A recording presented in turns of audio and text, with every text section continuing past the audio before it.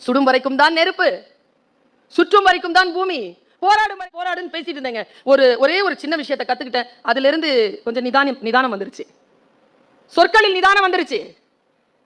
சொற்கள், வார்த்தைகள், அறிவு வருகின்ற பொழுது வாழ்க்கையில் சில நிதானங்கள் வருகின்றன, நடுக்கங்கள் தீர்கின்றன. அந்த நிதானமான ஒரு விஷயம் சொல்லட்டுமா? ஒரு பாம்பு ஒன்று இருந்துச்சான். அந்த பாம்பு ஒரு சமையல் அறைக்குள்ள நுழைஞ்சிருச்சு. அப்படியே நுழையும் பொழுது அங்க ஒரு கத்தி வச்சிருந்துதான். கத்தியில பட்டுருச்சு, உடம்பு கிழிஞ்சிருச்சு. கோபத்துல திரும்பி கத்திய முறைச்சிருக்கு பாம்பு. அந்த நேரம் பார்த்து ஜன்னல் பக்கமா மேகம் விலகி சூரியன் வந்துருச்சு.